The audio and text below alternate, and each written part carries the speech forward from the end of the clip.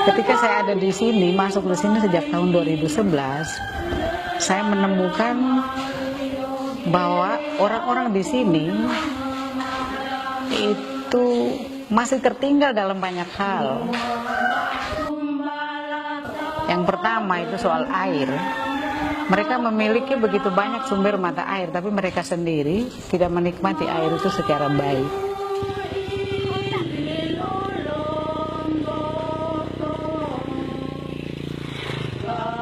Itu satu faktor paling pertama yang membuat saya ada di sini. Pemenuhan kebutuhan airnya itu masih jauh dari kita sebut layak lah.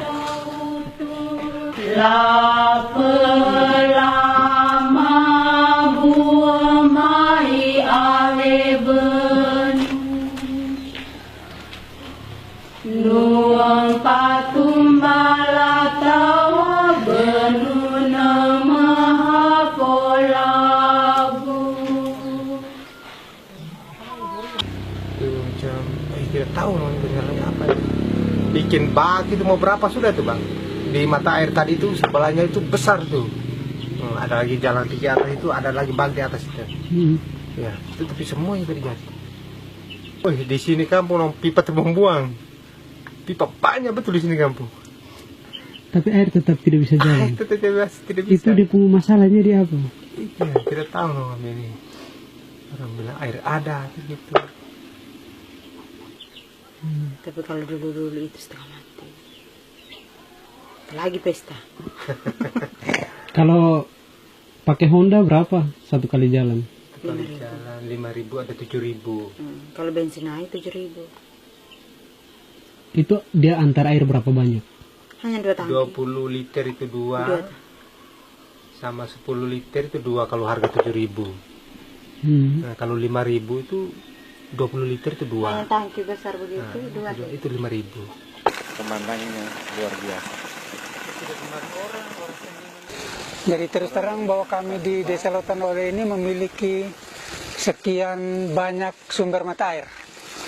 Tetapi karena kondisi geografis, maka sampai dengan saat ini kami masih kesulitan air. Jadi salah satu sumber mata airnya ini itu namanya Waikanora. Kurang lebih 2 kilo dari kampung. Dan sumbernya ini yang dimanfaatkan oleh masyarakat setiap tahun ketika ada seremonial di Duli. Dan saat ini masyarakat ambil air dari sumber yang dimaksud.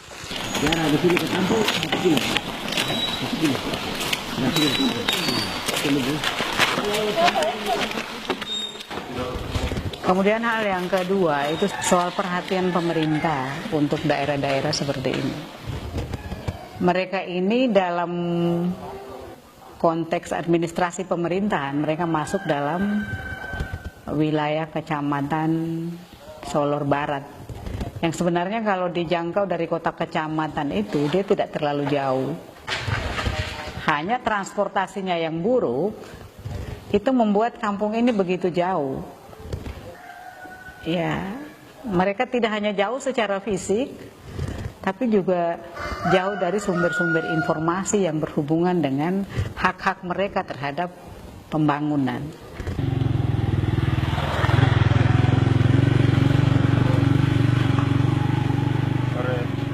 Sore Om. Masyarakat yang ada di sini bahwa selama ini walaupun kami atau di sini mempunyai banyak mata air, tetapi sulit sekali untuk dikonsumsi atau kita bawa ke kampung. Soal air ini sudah 5 proyek yang melaksanakan kegiatan pemasangan pipa, ada yang hidram, tetapi tidak berhasil hanya karena letak mata air itu di bawah. Lalu pemukiman desa ini di atas. Jadi untuk sementara akses jalan saat ini itu sangat-sangat buruk. Sebelum Maret 2015 ini jalan swadaya. Dan jalan swadaya itu hanya digunakan saat musim kemarau. Jadi mulai bulan November dan seterusnya sampai musim hujan itu selesai, itu komunikasinya putus. Dari kendaraan roda 2 apalagi roda 4 itu tidak bisa menggunakan jalan dimaksud.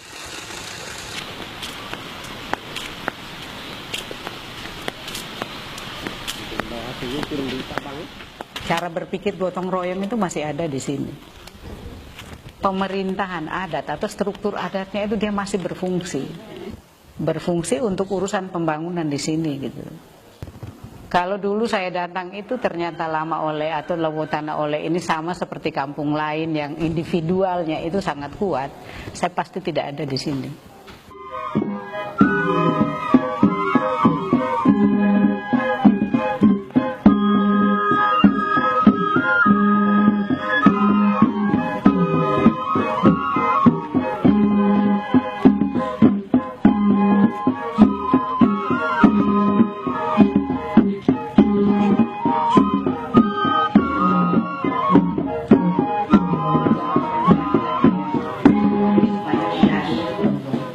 Kesempatan ini saya mau menyampaikan 1-2 informasi terkait dengan apa yang sedang terjadi di sini.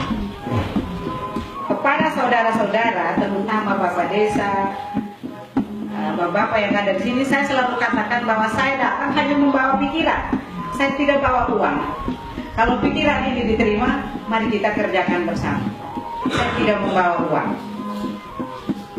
Mari kita bicara tentang segala kebutuhan kita yang berhubungan dengan gagasan pengurusan air ini dengan pemerintah.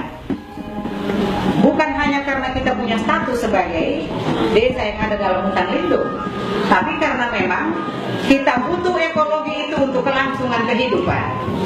Kalau Lama Oleh rusak, seluruh amat air di bawah ini kering, Solo menjadi padang pasir. Percaya saya.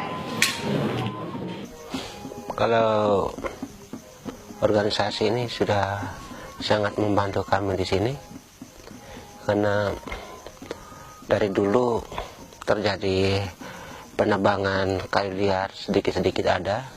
Dengan adanya Ibu Vero masuk di sini menyampaikan apa fungsi dari hutan, air, sehingga masyarakat mulai sadar bahwa air itu perlu dilindungi sehingga bisa memberikan keuntungan bagi kami di sini dan anak cucu kami nanti.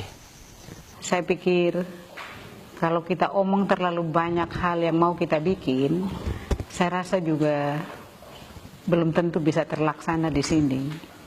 Karena itu saya datang awal itu dengan satu keinginan untuk bagaimana mendorong mereka untuk mengelola mereka punya air ini secara terorganisir, lalu juga kemudian mengajak mereka untuk menanam kembali jenis-jenis benih-benih lokal yang ya 1-2 masih tersisa di sini, yaitu untuk ditanam kembali. Itu masyarakat di sini senang dengan Ibu Vero Puntara. Ibu bisa mendengarkan apa yang disampaikan oleh masyarakat adat, sehingga masyarakat adat bisa mengerti, sehingga bisa terima baik apa yang Ibu Vero maksudkan. Saya kira ide ini bukan sama sekali datang dari saya, dari luar murni, tetapi saya coba merespon apa yang menjadi kekeluhan mereka selama ini. Sebelum saya ada di sini didukung oleh Yayasan Para Perintis ya, dengan dukungan transportasi, itu diskusi kami tentang air di Lama Ole atau di Lawang Tanah Ole ini sudah intens sejak dari 2011. Semua menganggap, melihat bahwa hal ini sangat baik dan baru dimengerti teristimewa pada siang tadi deklarasi tadi. Kalau saya melangkah dengan dua tujuan sekaligus, saya tidak ingin itu menjadi gagal. Karena itu dari dua itu saya memilih fokus di air. Ya hampir setahun ya. Itu hasilnya juga baru hari ini kami menyelesaikan organisasinya. Tapi organisasi itu adalah organisasi yang menggunakan murni struktur adat mereka yang ada di sini. Deklarasi Badan Pengelola Air Lapa Lamambur bahwa air sangat hakiki dalam mempertahankan kelangsungan bumi dan penduduknya, bahwa manusia tidak memiliki alternatif terhadap air meskipun harga air semakin mengancam, karena air merupakan kebutuhan paling penting bagi kehidupan manusia dari segala aspek. Bersambung dengan teguran dan meluap.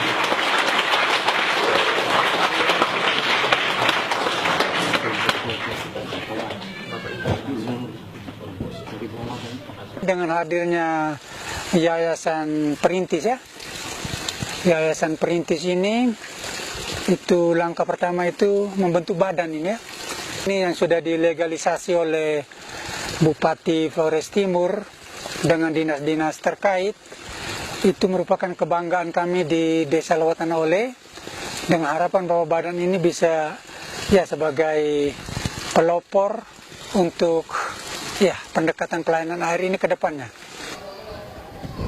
LSM atau orang seperti saya itu hanya satu titik kecil yang mencoba untuk memotivasi masyarakat maupun pemerintah desa sendiri, pemerintah sendiri untuk segera mengurus air. Orang merasa bosan karena sebelum kami lahir, nenek moyang kami, orang tua kami juga sudah sedang berusaha sampai dengan saat ini, sehingga kami anak-anak muda merasa itu sepertinya membosankan mereka untuk hanya karena omong tentang air. Ini baru tahap awal bagaimana membuat sebuah rumah, membangun sebuah rumah untuk mereka bersama-sama, secara bersama-sama ya, memikirkan cara-cara yang lebih efektif mendatangkan air di kampung ini.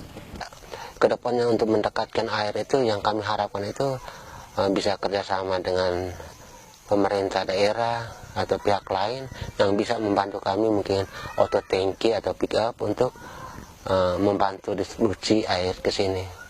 Impian kami itu kira-kira ke depannya mudah-mudahan bisa jadi perkembangan ekonomi bisa teratasi, lalu STBM bisa berjalan dengan lancar, dan kemudian barangkali akses-akses lain yang menunjuk ini bisa berhasil. Jadi yang saya perlukan ke depan adalah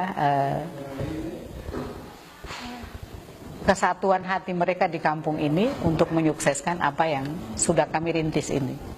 Kesatuan hati, bukan hanya kesatuan fisik gitu.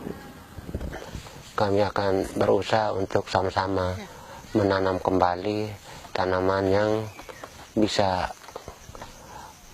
mendatangkan air. Bahwa selain kita siapa lagi? Jadi ini kita dengan ikhlas hati untuk bisa menggabungkan diri untuk bisa berusaha, sehingga mungkin barangkali generasi kita berikutnya mereka merasa bahwa dari dulu mereka sudah berpikir seperti itu, kenapa kita tidak bisa?